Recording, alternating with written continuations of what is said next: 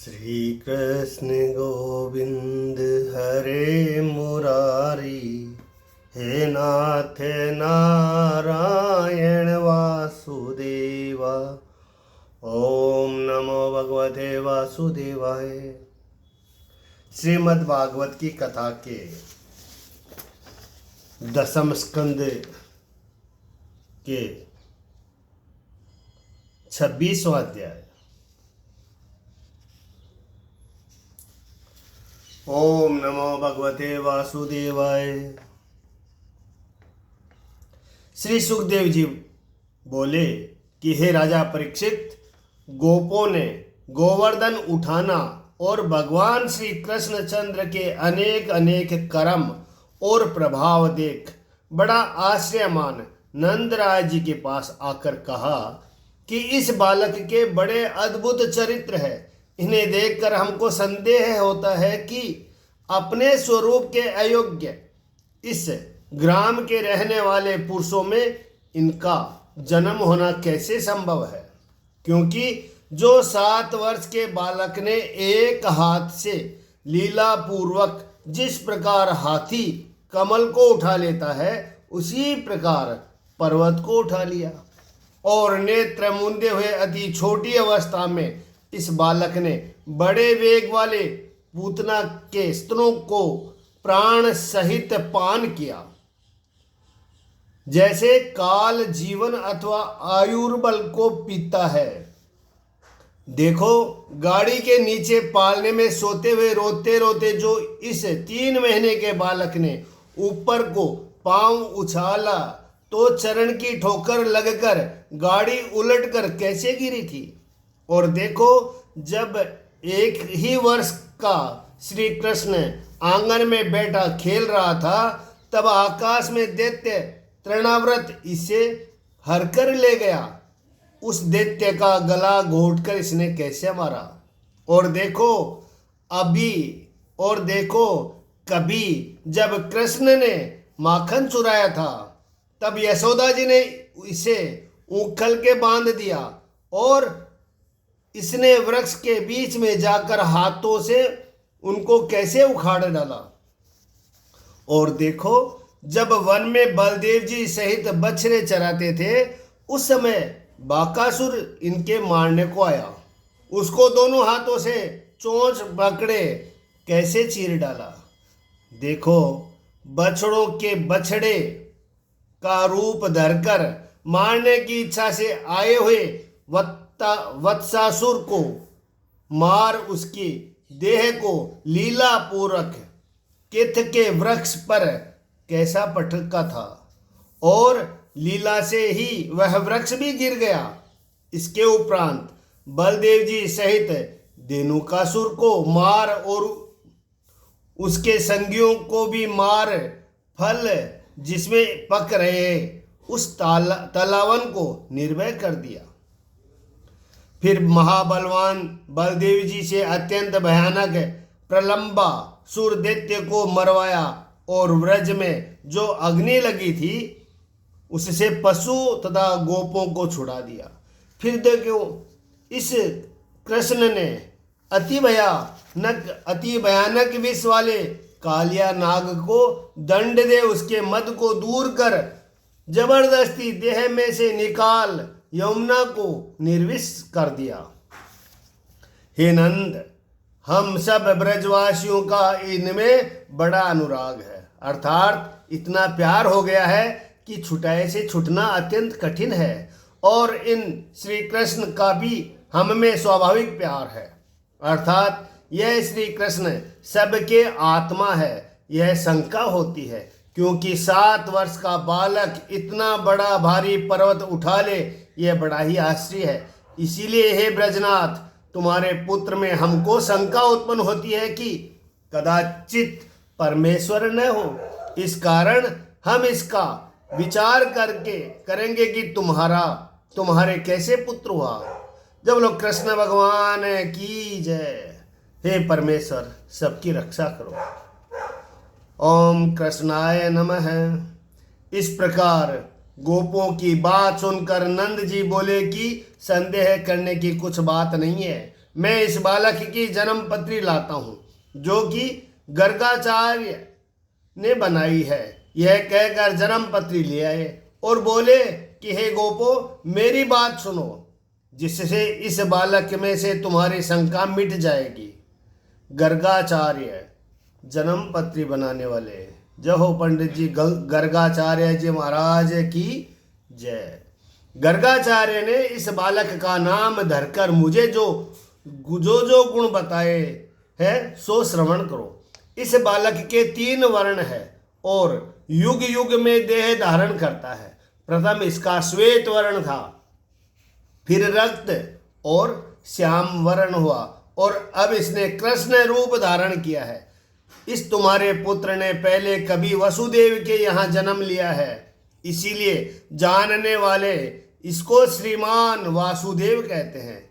तुम्हारे पुत्र के नाम और रूप बहुत है, इसलिए जैसे जैसे इसमें गुण होंगे वैसे वैसे कर्म करेगा और उन्हीं के अनुसार नाम होंगे। ये तुम्हारा कल्याण करेंगे और गोप तथा गायों को आनंद देंगे। अधिक क्या कहें, इस कृष्ण की सहायता से तुम संपूर्ण कष्टों से सहज में ही छूट जाओगे। हे ब्रजराज, पहले तुम्हारे पुत्र श्री कृष्ण ने राजा सहित पृथ्वी के चारों ओर चोरों से पीड़ित साधुओं की रक्षा की थी। तब साधुओं ने वृद्धि को प्राप्त हो चोरों को जीत लिया था। जो बड़भागी पुरुष इन कृष्ण से प्रीति करते हैं, उनको वैरी संताप नहीं देते। जिस प्रकार विष्णु भगवान से रक्षित देवताओं को असुर नहीं सता सकते, जो बड़भागी पुरुष श्री कृष्ण भगवान से प्रीति करते हैं, उनको वैरी संताप नहीं देते, अर्थात दुश्मन दुख नहीं दे सकते। जिस प्रकार विष्णु भगवान से रक्षित देवताओं को असुर नहीं सता सकते, इसी कारण हे नंद, तुम्हारे पुत्र गुण, शोभा, कीर्ति, प्रभाव इत्यादि में नारायण के समान है। जब बोलो नारायण भगवान की जय। अतः इसके कर्मों में आश्रय मत कर मानना। इस प्रकार साक्षात गर्गाचार्य मुझसे कहकर अपने घर को चले गए। उसी दिन से बड़े बड़े कार्य करने वाले में श्री कृष्ण को मैं नारायण का अंश मानता हूँ। इस प्रकार ब्रजवासियों ने गर्गाचार्य का वचन नंद राय जी से सुन प्रसन्न हो नंद जी की पूजा की और श्री कृष्णचंद्र में उनकी शंका दूर हो गई। यज्ञ के नाश से क्रोधित हो इंद्र ने 7 दिन रात जब व्रज पर मूसलाधार वर्षा की, उस समय व्रज में फत्तर पवन से पीड़ित ग्वाल बाल पशु और स्त्रियों को अपनी शरण में आए देख, जिन भगवान श्री कृष्णचंद्र को दया आ गई और मुस्कुराकर जिस प्रकार बालक सरप की छतरी को उखाड़ डाला, उसी प्रकार एक हाथ से क्षमा करना। हाँ,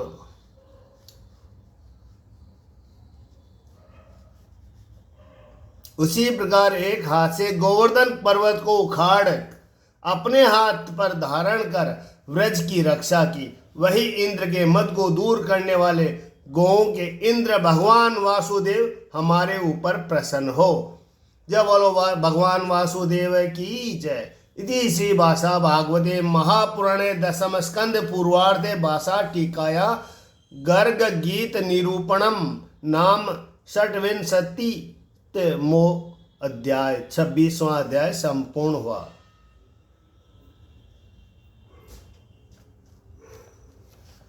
श्रीमन्नारायण नारायण नारायण श्री कृष्ण गोविंद हरे मुरारी हे नाथ नारायण वासुदेवा। श्री सुखदेव जी बोले कि हे नृपोत्तम परीक्षित, भगवान श्री कृष्ण चंद्र ने गोवर्धन पर्वत उठाकर जो ब्रज की रक्षा की थी, देवराजेंद्र ने जाकर सब बात कमल योनि ब्रह्मा जी को सुनाई। तब ब्रह्मा जी बोले कि इंद्र, तूने बड़ा अपराध किया। पहले मैं भी उनके गोप ग्वाल बछड़े इत्यादि हरकर अपनी बूढ़ी दाढ़ी पर धूल डाल चुका हूं। यह बात सुनकर स्वर्गलोक में सुरभि गो और इंद्रलोक से इंद्र चले और अपराध करने के कारण अत्यंत लज्जित हो इंद्र ने एकांत में आकर सूर्य के समान तेज वाले किरीट को भगवान श्री कृष्ण चंद्र जी के चरणों से लगाया। अमित तेजस्वी श्री कृष्ण चंद्र का प्रभाव जिस प्रकार कानों से श्रवण किया था, उसी प्रकार नेत्रों से देखा और उसी समय त्रिलोकी का ईश्वर मैं हूं, यह मद भी जाता रहा। इंद्र का घमंड खत्म हो गया। तब देवराज इंद्र हाथ जोड़कर बोले। इंद्र ने कहा, तुम्हारा स्वरूप शुद्ध सतगुणी है, अर्थात एक रूप है, शांत सर्वज्ञ है, रजोगुण तमोगुण से रहित है और माया का जो कार्य अज्ञान से जीवों को लग रहा है वही संसार है। यह तुम्हारा स्वरूप में नहीं, वही संसार है, यह तुम्हारे स्वरूप में नहीं है। हे ईश्वर, देह संबंध तुमको नहीं, तो इस देह संबंध से किए हुए और अन्य देह के कारण जो काम लोभादिक है वे कहाँ से होंगे। बहुधा ऐसे काम लोभादिक जो अज्ञानी पुरुषों को होते हैं। तुम्हारे काम लाभादिक के तो नहीं है, परंतु तो भी धर्म की रक्षा और दुष्टों का मद दूर करने के लिए तुम दंड देते हो। तुम जगत के पिता, गुरु और ईश्वर हो, नाश रहित दंड के ग्रहण करने वाले काल रूप हो।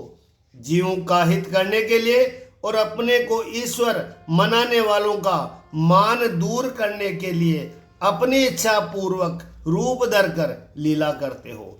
तुम्हारी लीला में ही हमारे मान दूर हो जाते हैं। लोगों की वाह वाह में जीवों का सत्यानाश हो जाता है। जो मुझे शरीर के अज्ञानी भी आपको जगत का ईश्वर मानते हैं, वे भय के समय भी निर्भय आपका दर्शन कर शीघ्र ही ईश्वर तत्व का मद त्याग कर देते हैं और गर्व को छोड़कर सत्पुरुषों की ओर तुम्हारी भक्ति को करते हैं। तुम्हारी सहज की चेष्टा है, वही दुष्टों को दंडवत है। हे समर्थ, हे ऐश्वर्य के मद में डूबे हुए तुम्हारे प्रभाव को न जान तुम्हारा अपराध करने वाले मूढ़ चित्त मेरे ऊपर क्षमा करो। हे ईश्वर, फिर मेरी ऐसी बुद्धि न हो, यही प्रार्थना करता हूँ।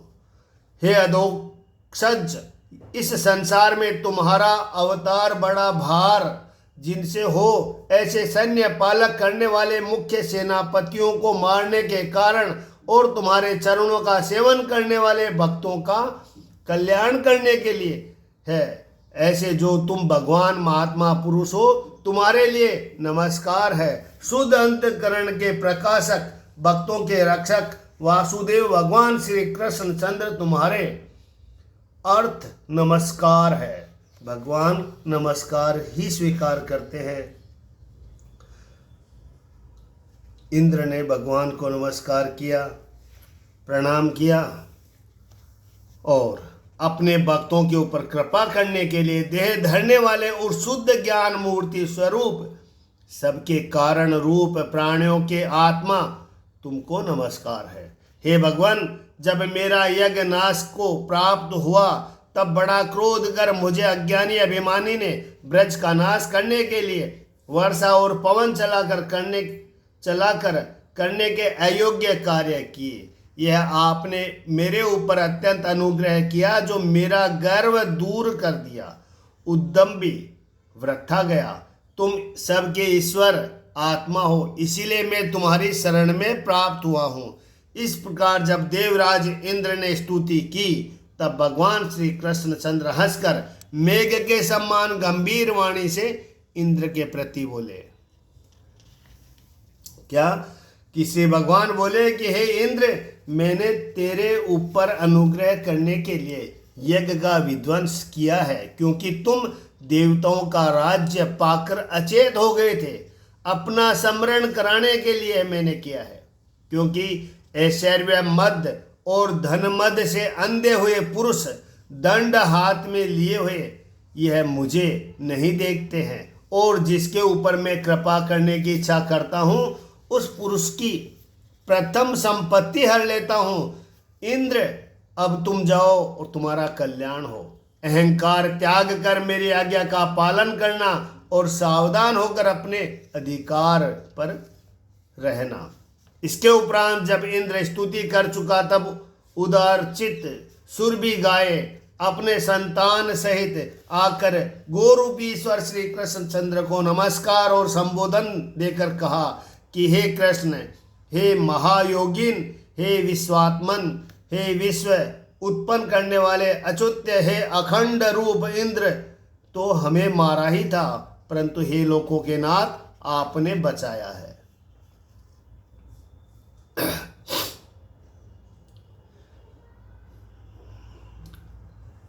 सुरभिवाचम कृष्ण कृष्ण महायोगिन विश्वात्मनम विश्व संभवम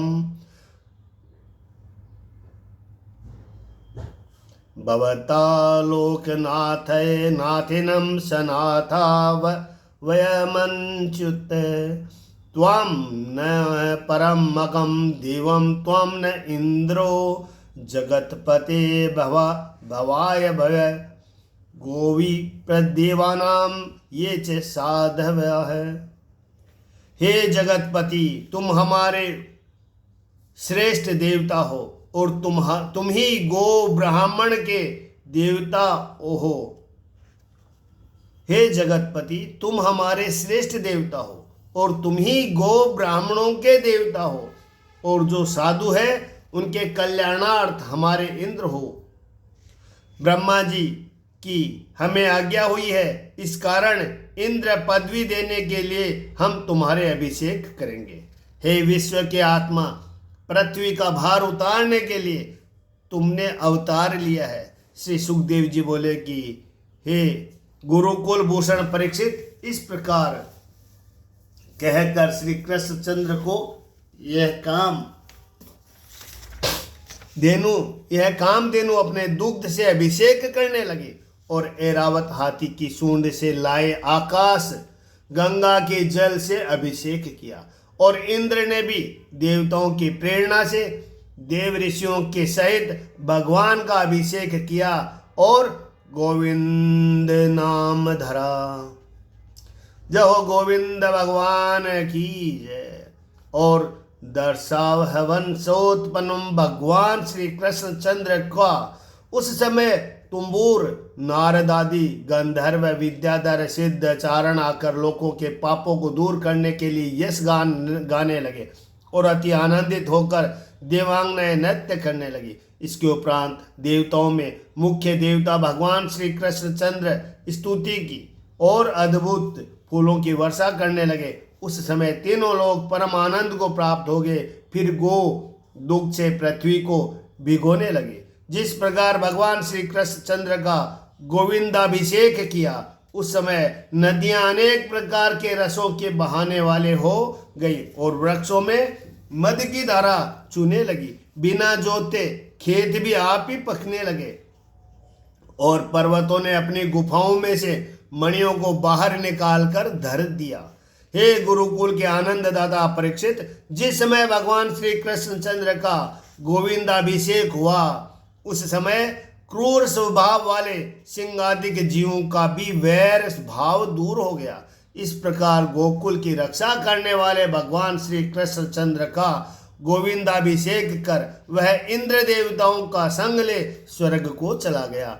इति श्रीमद् भागवते महापुराण दशम स्कंद पूर्वार्ध भाषा टीकाया इंद्र स्तुति गोविंदाभिषेक नाम सप्तविंशो अध्याय 27वां अध्याय संपूर्ण हुआ। श्री कृष्ण गोविंद हरे मुरारी, हे नाथ नारायण वासुदेवा। श्री सुखदेव जी बोले कि हे राजन, नंद जी ने एकादशी को निराहार व्रत करके भगवान का पूजन किया। एकादशी को निराहार व्रत करके भगवान का पूजन किया। दूसरे दिन द्वादशी 2 घड़ी थी। उस समय पारण करने के लिए अरुणोदय से पहले रात्रि में धर्म शस्त्र के बल से स्नान करने के कारण यमुना को गए। तब नंदराय जी ने आसुरी वेला को न जानकर यमुना जी में प्रवेश किया। इसीलिए वरुण को एक दैत्य सेवक उन्हें पकड़कर वरुण के पास ले गया। नंदराय जी को न देख जो गोप संग गए थे वे हे कृष्ण हे राम इस प्रकार पुकारने लगे। उस समय भगवान श्री कृष्ण चंद्र पिता को वरुण ले गया। यह बात सुन अपने भक्तों को अभय दे के देने वाले वरुण के पास गए। श्री कृष्ण चंद्र का दर्शन करने से बड़ा आनंद पाकर लोकों के पालन करने वाले वरुण जी ने इंद्रियों के ईश्वर भगवान श्री कृष्ण चंद्र जी का आया देख बड़ी पूजा की सामग्रियों से पूजा करके कहा। वरुण जी बोले कि आज तुम्हारे दर्शन करने से मेरा जन्म सफल हुआ और आज ही मेरे मनोरथ भी सफल हुआ। हे भगवान तुम्हारे चरण बिंदु का भजन करते हैं वे संसार के पार हो मोक्ष को प्राप्त हो जाते हैं। परिपूर्ण रूप संपूर्ण जीवों के साक्षी जिनके सम्मान किसी का ऐश्वर्य नहीं ऐसे भगवान को नमस्कार है। और जिनके स्वरूप में लोकों की रचना करने वाली माया नहीं सुनी जाती धर्म की महिमा और कार्य को नहीं जानने वाले मूढ़ मेरा अनुचर तुम्हारे पिता को ले आए। यह अपराध क्षमा करो। हे श्री कृष्ण मेरे ऊपर तुम अनुग्रह करने के योग्य हो। हे गोविंद हे पितृवत्सल्य अपने पिता को तुम ले जाओ। श्री सुखदेव जी बोले कि हे नरश्रेष्ठ परीक्षित इस प्रकार ब्रह्मादिकों के ईश्वर भगवान श्री कृष्ण चंद्र को जब वरुण जी ने प्रसन्न किया तब उसके अपने पिता और बंधु बांधवों को आनंद देते हुए वहां से चले। जो प्रथम कभी देखने में न आया ऐसा वरुण का ऐश्वर्य और श्री कृष्ण चंद्र जी में उनकी प्रीति देख नंदराज अति आश्चर्यमान अपनी जाति के गोपों से कहने लगे कि प्रथम मुझे ले जाकर एक कोने में बैठा दिया। इसके उपरांत यह कृष्ण गया तब इसे देख वरुण ने नमस्कार करके पूजा की। हे राजन उत्कंठा युक्त बुद्धि से ब्रजवासी भगवान श्री कृष्ण चंद्र को ईश्वर मान विचार कर कहने लगे कि हे श्री कृष्ण चंद्र क्या हमको बैकुंठ धाम प्राप्त कराओगे। ब्रह्मादिकों के ईश्वर श्री कृष्ण चंद्र अपने ब्रह्म स्वरूप का दर्शन करावेंगे। इस प्रकार सबके देखने वाले भगवान श्री कृष्ण चंद्र अपने ब्रजवासियों का मनोरथ जान उसे पूर्ण करने के लिए कृपा करके यह विचार करने लगे कि इस संसार में प्राणी देह में अहंकार काम कर्म इत्यादि से देवता पशु पक्षी आदि जो योनि है उनमें भटकता फिरता है और अपना स्वरूप नहीं जानता। इस प्रकार करुणा निदान भगवान ने विचार कर गोपादिक सब ब्रजवासियों को ब्रह्म स्वरूप दिखाया और इसके उपरांत माया से परे जो बैकुंठ धाम है उसका दर्शन कराया। जो बैकुंठ धाम की जय। अब ब्रह्म स्वरूप का वर्णन करते हैं। सत्य अर्थात बाधा रहित ज्ञान स्वरूप है। अनंत अर्थात देखने में न आवे। ज्योति अर्थात स्वयं प्रकाशक है। गुणों के निषेध में सावधान मुनीश्वर स्वरूप उस रूप को देखते हैं। वह संपूर्ण ब्रजवासी ब्रह्म स्वरूप देह में प्राप्त होते ही मग्न हो गए। फिर भगवान श्री कृष्ण चंद्र ने कृपा करके वहां से निकाल बैकुंठ लोक दिखाया। वहां प्रथम महात्मा अकुर जी गए थे। यहाँ शंका है कि ब्रह्म में डूबे को बैकुंठ लोक का दर्शन नहीं बनता तो इसके उत्तर में कहते हैं कि जिन श्री कृष्ण चंद्र की कृपा से पहले अकुर जी ने दर्शन किया था उन्हीं श्री कृष्ण की कृपा से इन लोगों ने दर्शन किया, क्योंकि अचित्य ऐश्वर्यवान भगवान श्री कृष्ण चंद्र जी में कुछ यह बात अनुचित नहीं है। हे नृप वहाँ वेदों से होती हुई भगवान श्री कृष्ण चंद्र की स्तुति देख और नंदादि सब ब्रजवासियों ने बैकुंठ धर्म का दर्शन कर परमानंद से सुखी हो बड़ा आनंद प्राप्त किया। इति श्रीमद्भागवते महापुराणे दशम स्कंदे पूर्व भाषा टीका गर्गति वर्णन नाम अष्टाविंशोध्याय 28वां अध्याय संपूर्ण हुआ। श्री सुखदेव जी बोले, घे नृपोत्तम परीक्षित, गोप कन्याओं से जिन रात्रियों की प्रतिज्ञा की थी, जब वह शरद ऋतु आकर उपस्थित हुई, जहां तहां चमेली खिल रही थी, उन रात्रियों को देख योग माया का आश्रय ले भगवान श्री कृष्णचंद्र रमण करने का मनोरथ करने लगे और उसी समय सुखदायक किरणों से पूर्व दिशा के मुख को अरुण करते भगवान चंद्रमा उदय हुए। जैसे परदेश से बहुत दिनों में पुरुष आकर अपनी प्यारी के मुख को केसर लगाकर लाल करता है, परिपूर्ण मंडल और लक्ष्मी के मुख के समान कांति नवीन केसर के तुल्य अरुण चंद्रमा को देख और राका की कोमल किरणों के से रंग वृंदावन को देख भगवान श्री कृष्णचंद्र स्त्रियों के मन हरण करने वाले कलरव से गीत गाने लगे। इस कलरव में से ही बीज मंत्र क्लीम निकला है। क्लीम प्रेमात्मक काम के बढ़ाने वाले गीत को श्रवण कर श्री कृष्णचंद्र ने जिनके मन हर लिए, वे स्त्रियां जहां पति श्री कृष्णचंद्र थे वहां आई और अरे किशोरी चलेगी, इस प्रकार परस्पर कह अत्यंत शीघ्रता से चली। चलते समय उनके कानों के कुंडल हिलते जाते थे। कितने ही गोपियां उत्कंठा के मारे दूहित हुई गायों को छोड़कर चली आई और दूसरी चूल्हे पर चढ़े हुए दूध को वैसा ही छोड़कर चली। बहुत गोपियां गेहूं का पका हुआ पदार्थ चूल्हे पर ही छोड़कर चल दी। कितने ही एक पत्तल परोसती थी, वे वंश की ध्वनि सुनते ही छोड़कर चली आई। और कितनी एक गोपी अपने देवर जेठ के बालकों को दूध पिलाती थी, उनको छोड़कर आई। कोई कोई गोपी अपने पति की सेवा करते से ही चली आई और कोई भोजन करते से ही चली आई। कोई कोई गोपी घरों को लीपती, कोई नेत्रों में अंजन लगाती, कोई पाँव में गहने, हाथों में पहर और हाथों के पाँव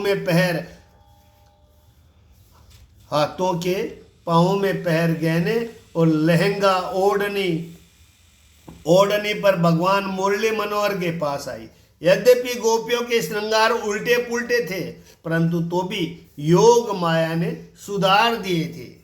यहाँ एक दृष्टांत है। क्या है कि जैसे 8 चेलों ने शेर करने के निकल बाग में जाकर कहा कि भांग बनाओ, सो मीठी छाने और मिठाई के लालच में तान कर लोटे गड़गप कर गए, अर्थात पी गए। एक मित्र उनमें चतुर था। उसने मन में विचार किया कि अभ्यास तो है नहीं और 3-3 लोटे चढ़ा गए, जब ये बेसुध हो जाएंगे तो इन्हें कौन संभालेगा। उसने एक चुल्लू भर ही पी थी। अब चढ़ा जो नशा तो किसी को तो पांग गिर गई, किसी का पटका खुल गया, किसी की धोती खुल गई, परंतु किसी को नशा नहीं था। उसने सबको संभाला। इसी प्रकार योग माया ने सबको सुधार दिया।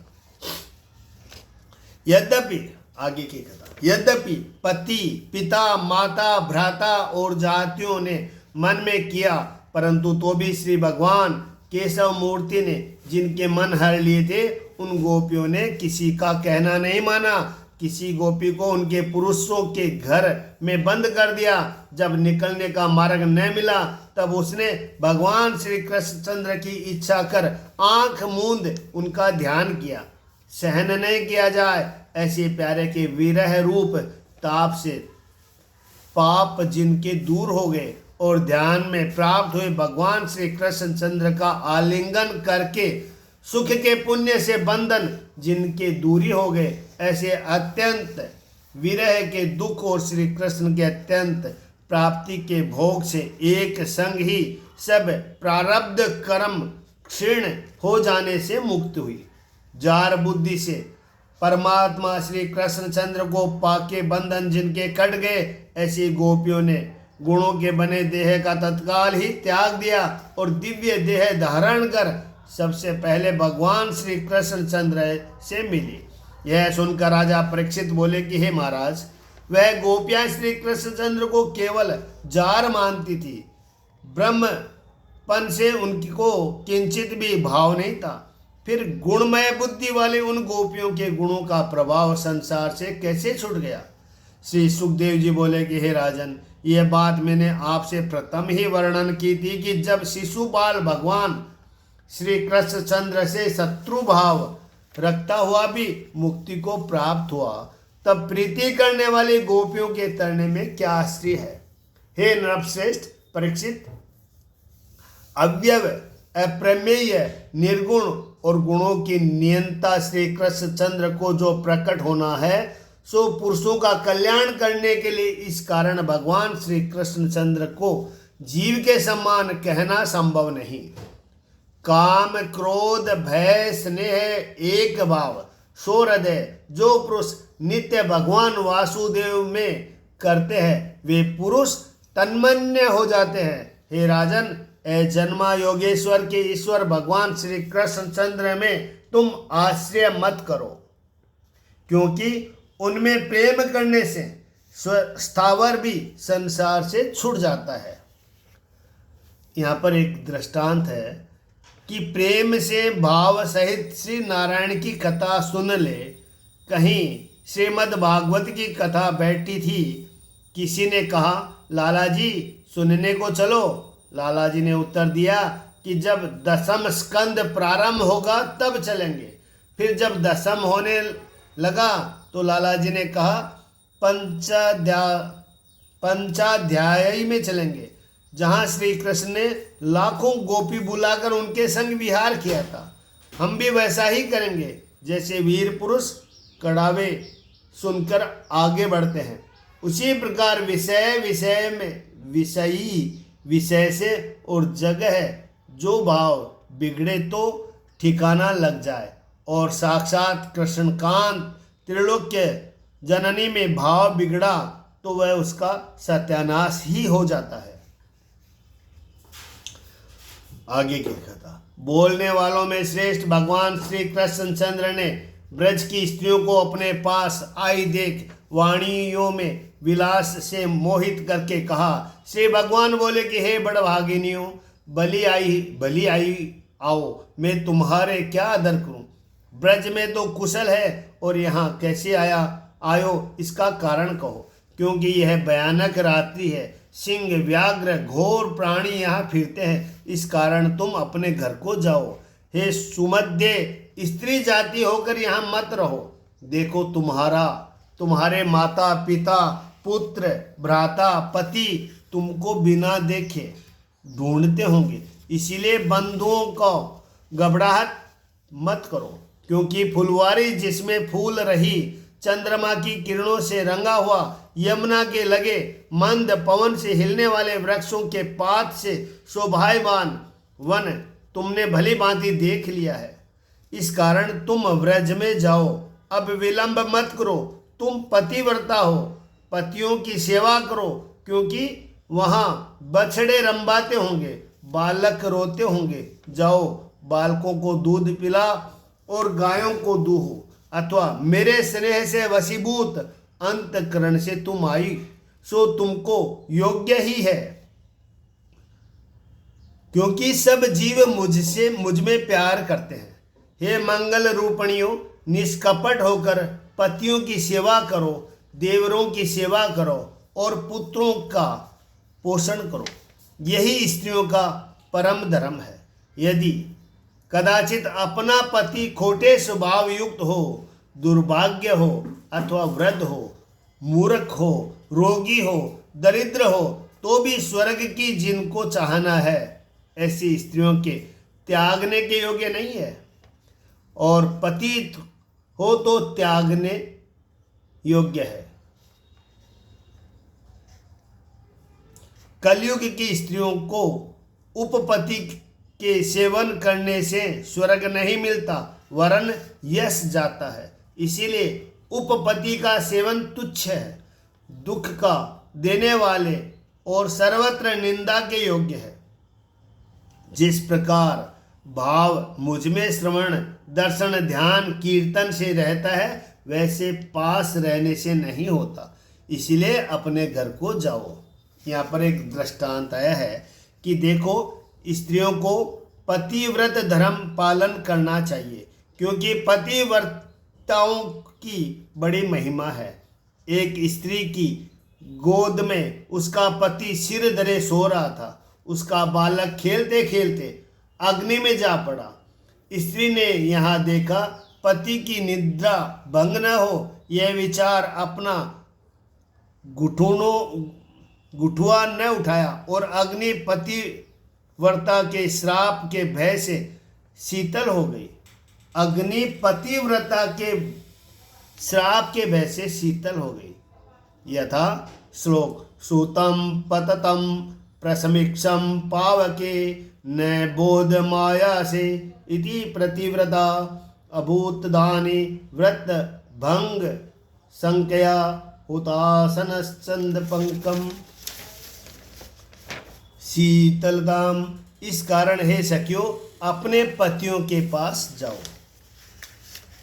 श्री कृष्ण चंद्र ने इस कारण गोपियों से जाओ जाओ कहा कि जो मैं इनसे कहूँगा तुम मेरे साथ विहार करो तो यह गालियाँ देगी और निकट भी न आवेगी। इससे प्रथम ही इनके मान खंडन करो तो फिर यह आप ही मेरा पल्ला पकड़ेगी। यह भी एक दृष्टांत है। श्री कृष्ण ने बंसी तो बजा दी, परंतु जब लाखों गोपियों ने आकर घेर लिया तब बुद्धि विहारी हो गई कि किससे बालक घर में रुई को पोहा जलाते हैं और फिर प्रसन्न होते हैं।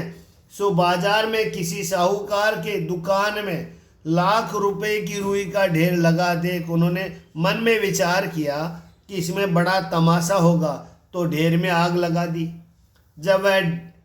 जब तक वह ढेर थोड़ा थोड़ा जला तब तक तो ताली बजाते रहे, और जिस समय आग में भड़ककर ऊंची ऊंची लपटें निकलने लगी तब तो घबरा गई।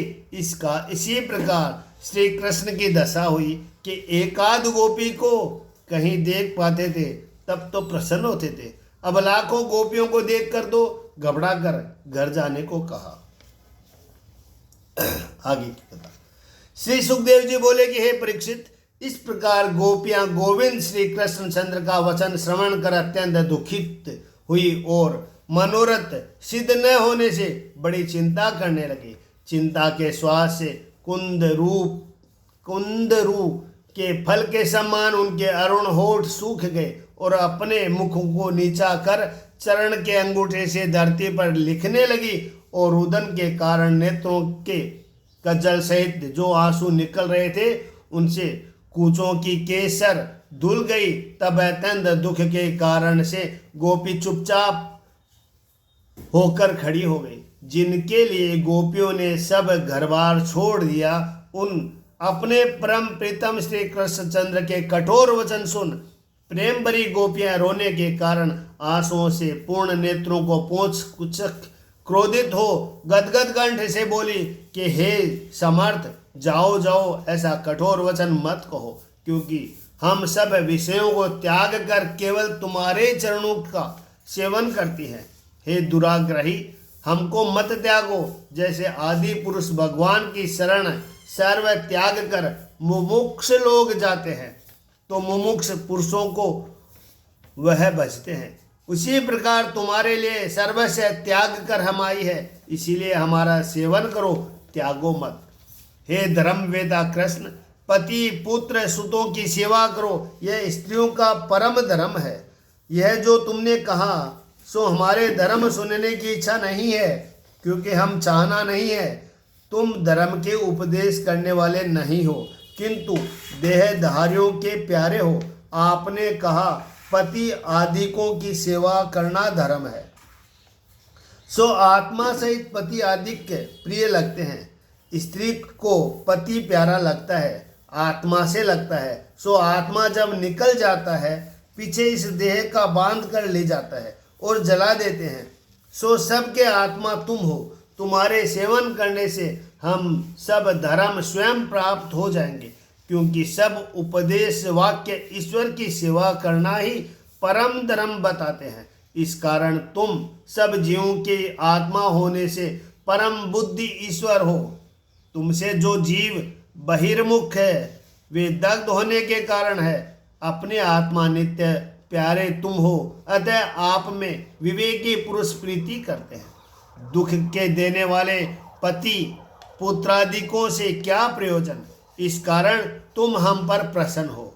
हे कमल दल लोचन भगवान, बहुत दिनों से तुमने आशा रूपी लता लगाई है, उसे जाओ जाओ ऐसे कुठारी रूप वचन से कैसे काटते हो। देखो विष के वृक्ष को भी आप बढ़ाकर विवेकी पुरुष नहीं काटते।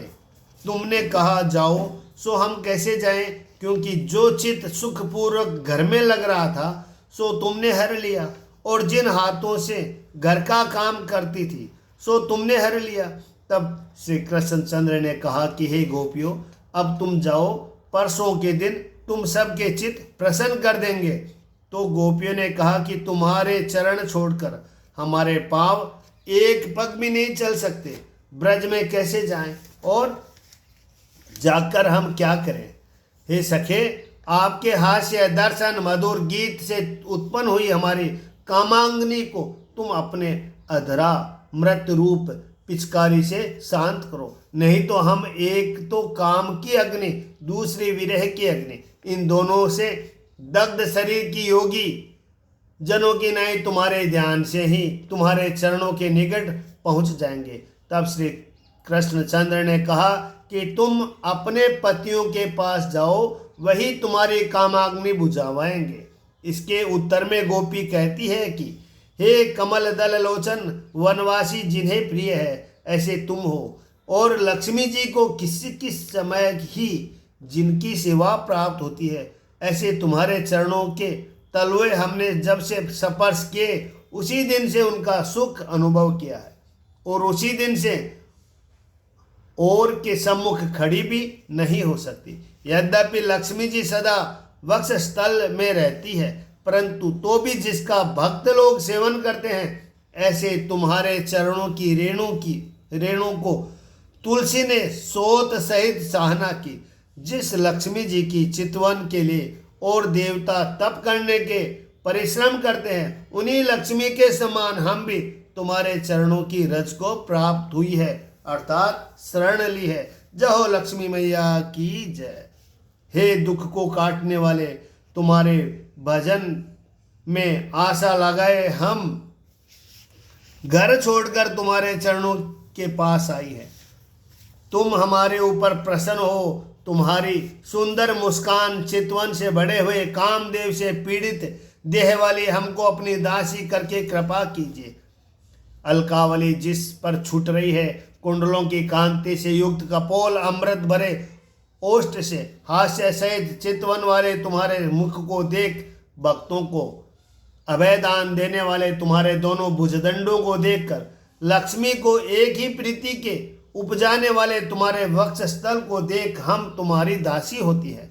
हे कृष्ण, मनोहर पद वाले बड़े बांसुरी की गीत से मोहित होकर त्रिलोकी में ऐसी कौन स्त्री है जो अपने धर्म से चलायमान न हो।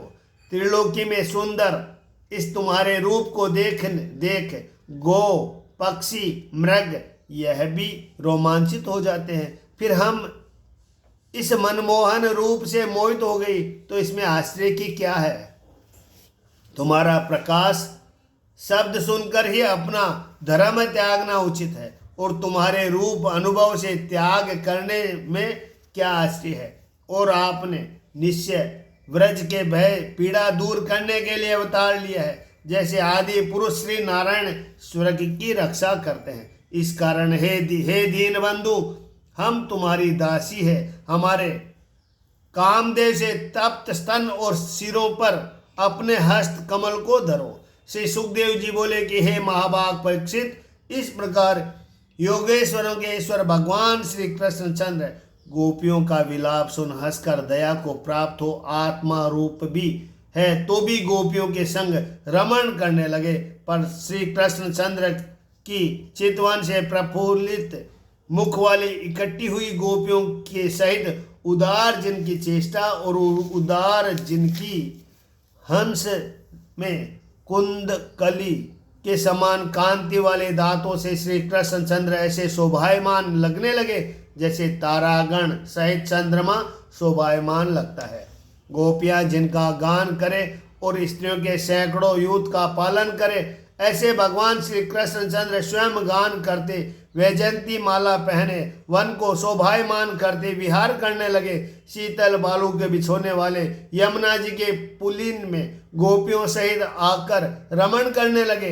वहां यमुना जी की लहर का आनंद और कमल की सुगंध शनि वायु से अत्यंत प्रसन्न हो भुजाओं का पसारना आलिंगन करना कर अलग अरु नीव स्थान इनका स्पर्श करना परिहास के वचन कहना नखों के चिन्ह क्रीड़ा चितवन और हंसियों की ब्रज सुंदरियों को भगवान काम उद्बिन कराकर रमण करने लगे। इस प्रकार महात्मा श्री कृष्णचंद्र ने मान जिन्होंने प्राप्त किया ऐसी गोपियां मानवती होकर पृथ्वी की स्त्रियों में अपने को अधिक मानने लगी। ब्रह्मा और महादेव के वश करने वाले भगवान श्री कृष्णचंद्र उन गोपियों को सौभाग्य के मध्य से अपने अधीन देख उनका गर्व दूर करने और कृपा करने के लिए उस रास मंडल से ही अंतर्ध्यान हो गए, क्योंकि श्री कृष्णचंद्र ने विचारा कि अभी तो कुछ रास का प्रारंभ ही हुआ है। हे शेर में पौन भी नहीं, इन्हें मान हो गया और ऐसे लाखों गोपियों के पांव पड़ता फिरूं तो वर्षों लग जाएं, फिर रास कैसे होगा। इस कारण उनका मन भंग करने का अंतर्ध्यान हो गए, अथवा जो प्यारी थी उनका मान घटने लगा। देखो हमको भी कृष्ण सबकी बराबर देखते हैं और साधारण मान बड़ा की प्यारी है, इससे हमारे अधीन है। सो दोनों का मान सम्मान करने को भगवान श्री कृष्णचंद्र जी अंतर्ध्यान हो गए। इति श्रीमद्भागवते महापुराण दशम स्कंद पूर्व भाषा टीकाया रास क्रीड़ा कृष्णांतर ध्यान नाम 19वां 29वां अध्याय। भगवान पुरुषोत्तम श्री राम की जय। श्री कृष्ण गोविंद हरे मुरारी हे नाथ नारायण वासुदेवा। श्री कृष्ण भगवान की जय।